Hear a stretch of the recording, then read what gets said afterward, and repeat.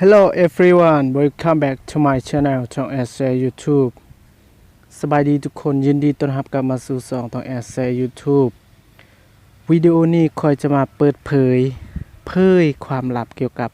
การใส่หรือออกเสียงเกี่ยวกับheart broken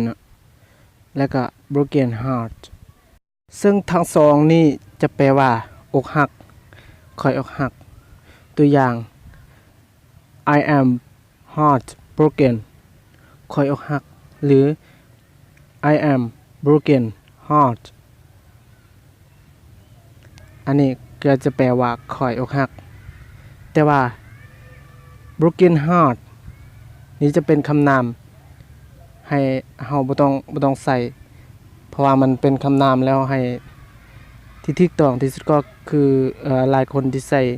ก็คือ heart broken เนาะบ่แม่น broken heart อย่าลืมบ่ต้องลืมซึ่ง heart broken แท้จริงแล้วก็จะแปลว่าหัวใจแตกสลายเนาะหัวใจพังเพจะเป็นประมาณว่าคนอกหักเนาะเป็นคำที่ใส่อย่างลองลายเนาะแล้วก็ heart brokenบ่ได้สื่อความหมายความฮักอย่างเดียวเท่านั้นเนาะแล้วก็จะใส่สื่อความหมายหลายอย่างเช่นว่าความรู้สึกอื่นได้เช่นกันตัวอย่าง heart breaking news heart breaking news อันนี้คือข่าวสะเทือนใจเนาะแล้วก็จะสื่อความหมายหลายอย่างอันนี้คือการใส่broken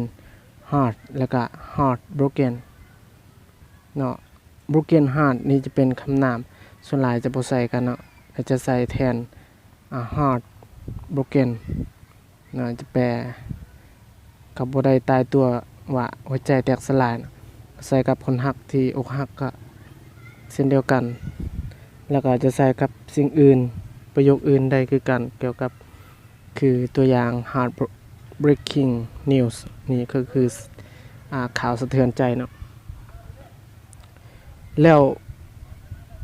มีน้องเขาทำมาว่า overdo แล้วก็outdo เนาะมาใส่ต่างกันแนวใดก็ overdo ก็จะเป็นการที่เราเฮ็ดหรือกระท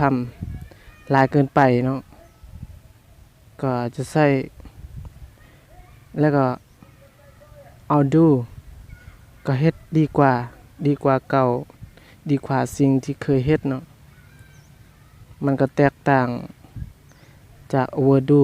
แล้วก็คล้ายๆคือกันเนาะ overdo ก็คือเฮ็ดหลายเกินไปเนาะเฮ็ดเกินไปเฮ็ดหลายนั่นแหละแต่ว่า outdo คือเฮ็ดดีกว่าเก่าเฮ็ดดีกว่าคือสิ่งที่เราได้เฮ็ดมาเนาะ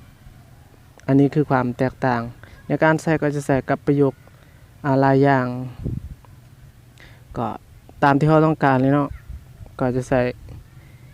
การแปลแบบตรงกงๆเลยเนาะเฮ็ดเกินไปแล้วก็เฮ็ดดีกว่าหลายคนก็จะใส่แนวใดก็แล้วแต่ความแตกต่างของเหตุการณ์ประสบการณ์สิ่งที่ตัวเองใส่เนาะวิดีโอนี้ก็อย่าลืมกดติดตามเนาะแล้วก็กดไลค์ที่สำคัญให้กดกระดิ่งไปนำเพื่อได้รับการแจ้งเตือนวิดีโอใหม่ที่คอยได้อัปโหลดลงอยู่ในช่องนี้เนาะก็มีบทเรียนที่หลากหลายก็ได้อัปลงอยู่2ตัวนี้เนาะสามารถค้นหาเข้าไปเรียนได้ที่มีการออกเสียงเป็นประโยคคำศัพท์ต่างๆเนาะจะมีหลากหลายสำหรับวิดีโอนี้ก็จะจบเพียงส่ำนี้เนาะพบกันวิดีโอต่อไป